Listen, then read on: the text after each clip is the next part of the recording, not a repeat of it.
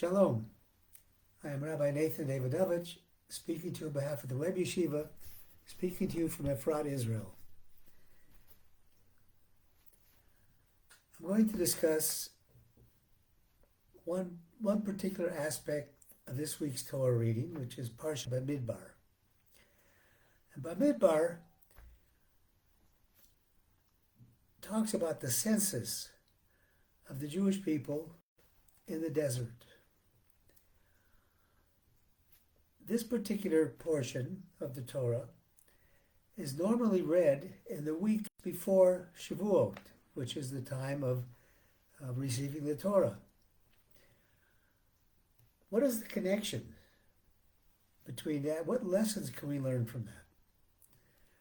Also, it's interesting that the census, the approximate number of Jewish males over the age of 20 when the census was counted were 600,000 souls. The number of letters in the Torah also approximate 600,000. So what lessons do we learn from that?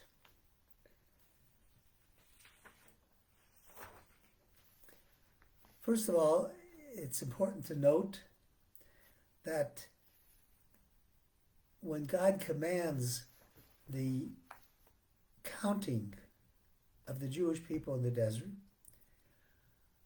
he commands, Se'u es rosh b'nei Yisrael, count the heads of the children of Israel.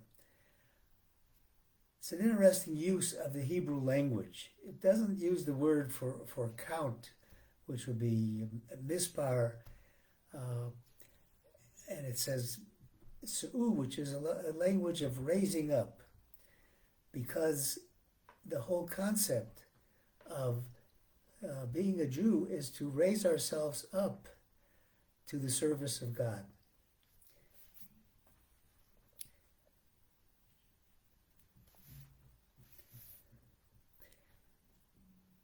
With regard to a Sefer Torah, the Torah scroll of the 5 books of Moses, if a single letter is missing from that entire scroll, the entire scroll cannot be used. It is puzzle. It's got to be repaired. Similarly, this teaches us a very important concept. And the reason that this Parsha is read before Shavuos is to teach us that as Jews, if we want to survive as a Jewish nation, we have to have unity. If one letter is missing, if one Jewish soul, these 600,000 letters in the Torah refer to the 600,000 neshamos, souls of the Jews in the world. And if one is missing, you don't have a complete nation. Why was the Torah given in the Midbar, in the desert? Because what does the Torah tell us before we receive the Torah? It says, Vayichan sham neged hahar. The Jewish people camped next to the mountain, next to Mount Sinai. The word Vayichan is a singular word. It refers to, as the commentaries tell us, it refers to the fact that the Jews at that time were Ke'ish echad v'lev echad. They were like one person, one heart. They were all united in their desire to serve God. Similarly, when it talks about when the Jews were given the option of receiving the Torah, their answer was Na'aseh v'nishma omro ke'echad. In unison, they said together, we will do and follow the Torah. So we see that the foundation to receive the Torah and thereby to live as a Jew is unity, to be united. And that's the connection between the 600,000 souls and the 600,000 letters in the Torah.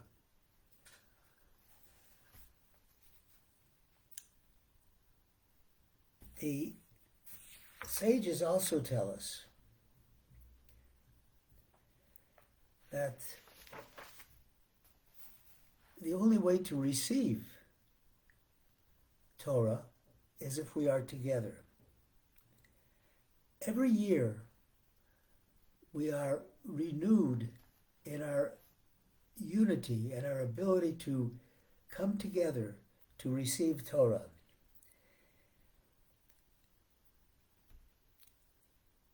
When we keep Shabbat, Shabbat is a day of unity for all of us. This Shabbat, the two Shabbatot that are still coming before Shavuot, are days for us to get together. In this Parsha, it is also said that it lays out the camp of the Jewish people in the desert. And it had the Levites in one camp, the others in another camp, and every tribe had its separate camp and separate designation of flags. So teaching us that even though we are separate individuals and we have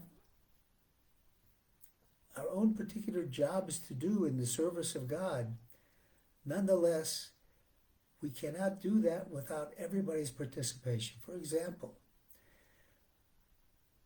a Jew is commanded to fulfill all 613 commandments of the Torah.